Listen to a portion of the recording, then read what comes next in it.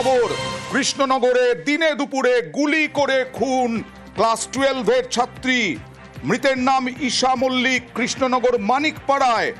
কৃষ্ণনগরে দিনে দুপুরে গুলি করে খুন ক্লাস 12-এর ছাত্রী। কথা বলবো প্রতিনিধি সমীরের সঙ্গে। সমীর, কি হলো? কৃষ্ণনগর মানিকপাড়ার ঘটনা। কৃষ্ণনগর মানিকপাড়ার এই ঈশা মল্লিকের বাড়িতে আজ দুপুরে এক দুষ্কৃতী বাড়িতে হামলা চালায় এবং সেই সময় কিন্তু এই বাড়িতে দোতলাতে ছিলেন ঈশা মল্লিকের ভাই, মা এবং পরিবারের সঙ্গে। এবং সেই সময় ঈশা মল্লিককে মাথা লক্ষ্য করে গুলি চালানো হয় এবং গুলি তার মাথা লাগে এবং সঙ্গে সঙ্গে রক্তাক্ত অবস্থা থেকে মাটিতে লুটিয়ে পড়েন। এর পাশাপাশি পরিবারের লোককেও কিন্তু গুলি করার হুমকি দেয় এবং এরপরে কিন্তু যে দুষ্কৃতী গুলি করতে এসেছিল সে কিন্তু এলাকা থেকে চম্পট দেয়। পরবর্তীকালে খবর পেয়ে আশপাশের লোকজন ছুটে আসে এবং পুলিশ আসে এবং এই আহত ঈশা মল্লিককে উদ্ধার করে এবং সেখানে নিয়ে গেলে চিকিৎসকটাকে মৃত বলে ঘোষণা করে। হঠাৎ করে কেন দুষ্কৃতী হানা, কেন খুন, কিছু জানা যাচ্ছে কিনা? দেখো, পরিবার সূত্রে যেটা জানা যাচ্ছে যে দুষ্কৃতী এসেও তার বাড়ি কাঁচরাপাড়ায় এবং তার সঙ্গে পূর্ব পরিচিতি রয়েছে, কিন্তু ঠিক কি কারণে খুন সেটা কিন্তু এখনো পর্যন্ত জানা যায়নি। কারণ কিছুক্ষণ আগেকারই ঘটনা, এখনো সম্পূর্ণ বিষয়টা আসেনি। পুলিশ যেমন তদন্ত করছে, পাশাপাশি আমরা খোঁজখবর নেওয়ার চেষ্টা করছি যে পুরনো কোনো সত্যতা রয়েছে কিনা এবং কি কারণে খুন। এই যে কাঁচরাপাড়া থেকে এসে খুন করে দিয়ে চলে গেল, কাঁচরাপাড়া থেকে এলো এবং তারপরে ঘরে ঢুকে গেল, কেউ কি দেখতে পেয়েছে ওই যুবককে, ওই দুষ্কৃতীকে? একদমই তাই। পরিবারের লোকের সামনেই কিন্তু এই গুলির ঘটনা ঘটেছে। কারণ যখন এই গুলি চালানোর ঘটনা ঘটে তখন ওই মেয়েটির পাশেই কিন্তু তার মা, ভাই ছিল, তাদেরকে গুলি করার জন্য বন্দুক কুপিয়ে তেড়ে যায় এবং এরপরে গুলি চালিয়ে চম্পট দেয়। এর পাশাপাশি তার দাদু নিচে ছিল, তার কিন্তু গুলি আওয়াজ পেয়ে ছুটে যায় এবং তারা কিন্তু প্রত্যেকে এই দুষ্কৃতী পালিয়ে যেতে দেখেছে এবং তাদের দাদু বাবা তাদেরকে চেনেন এবং তার বাড়ি কাঁচরাপাড়ায় এবং আজ দুপুরে সহজায় সে বন্দুক নিয়ে বাড়িতে আসে এবং এসে সে ঈশা মল্লিককে লক্ষ্য করে মাথায় গুলি চালায় এবং ঘটনাস্থলে সে রক্তাক্ত অবস্থায় লুটিয়ে পড়ে। এর পাশাপাশি পূর্ব পরিচিত বলেই কি ঘরে ঢুকতে পেরেছিল?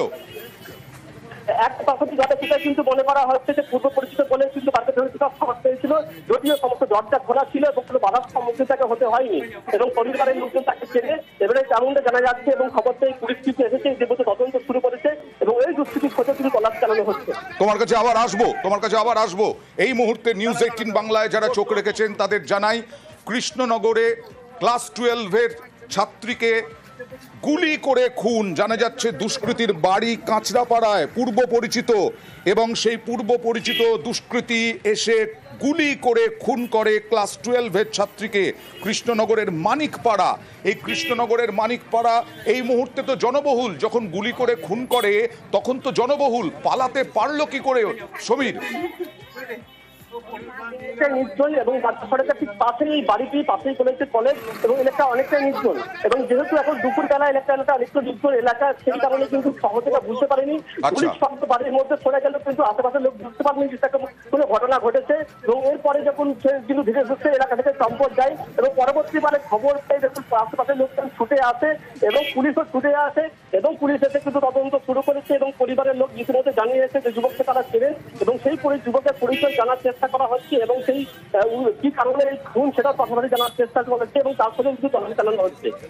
একেবারেই মানসিক দিক থেকে অবশ্যই মা বাবা ভয়ঙ্কর অবস্থা বুঝতে পারছি, কিন্তু কোনোভাবে কি জিজ্ঞেস করা সম্ভব হয়েছে যে এই দুষ্কৃতী যে যুবক গুলি করে খুন করে দিয়ে চলে গেল, মা ভাইয়ের সামনেই গুলি করে খুন করে দিয়ে চলে গেল, তাকে কতটা চেনেন পরিবারের লোকেরা?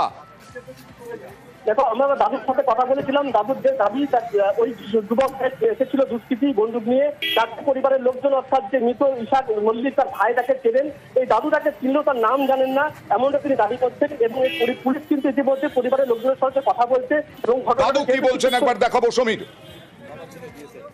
আমরা বাড়িতে নিচে ছিলাম, খানিক পরে দেখি ফট করে একটা আওয়াজ হলো। আওয়াজ হওয়ার পরে আমার নাতি স্কুল থেকে বাড়ি আসার পরে জানতে পারা গেল যে এই অবস্থা হয়ে বন্দুক মেরে গুলি করেছে। আমার নাতিদের গুলি করতে যাচ্ছিল, আমার বৌমাকে গুলি করতে যাচ্ছিল সে। তারপরে বেরিয়ে চলে গেল। গুলিটা লাগলো কার? আমার নাতনির গুলি মাথায় লেগেছে। কে করলো গুলি? গুলি কাঁচরাপাড়া একটা ছেলে, ওরা চেনে, সেই ছেলেরাই এসে গুলি করেছে। কারা চেনে? এই যে কাঁচরাপাড়ার একটা ছেলে, ওরা চেনে বলছেন দাদু, কারা চেনে? আর মাঝে মধ্যে কি যাতায়াত ছিল বাড়িতে? দেখো, দাদু যেটা দাবি যে ঈশা মল্লিক যে ছাত্রী খুন হয়েছে সে বা তার ভাই এই ছাত্রকে এই যুবকটিকে চেনে, দুষ্কৃতী এসেছিল, ফলে তারাই বলতে পারবে। কিন্তু এখনো পর্যন্ত তাদের মানসিক অবস্থা এতটাই খারাপ, কথা বলার সুযোগ হয়নি। তবে আমরা তার সাথে কথা বলে সেই বিষয়ে জানার চেষ্টা করছি এবং এই যুবক পরিচয় কিন্তু পুলিশ ইতিমধ্যে হয়তো পেয়েছে পরিবারের সূত্র ধরে এবং সেখান থেকে তাকে খোঁজার চেষ্টা চালাচ্ছে এবং কিছুক্ষণ এবং এই এলাকা থেকে কিন্তু চম্পট দিয়েছে, ফলে এই আশপাশের এলাকা কিন্তু নাকা তল্লাশি চলা হচ্ছে। সেটি কি ট্রেনে এসেছে বা বাইকে এসেছে বা সড়ক পথে এসেছে কিন্তু সেটা খোঁজার চেষ্টা করছে এবং সেই এলাকাগুলোতে কিন্তু ইতিমধ্যে পুলিশ নাকা চেকিং শুরু করে দিয়েছে ওই দুষ্কৃতির ক্ষতি। তুমি আরো আপডেট নাও, এই খবরে আমরা থাকবো। তুমি আরো আপডেট নাও, আরো আপডেট খবর আমরা দেব দর্শকদেরকে।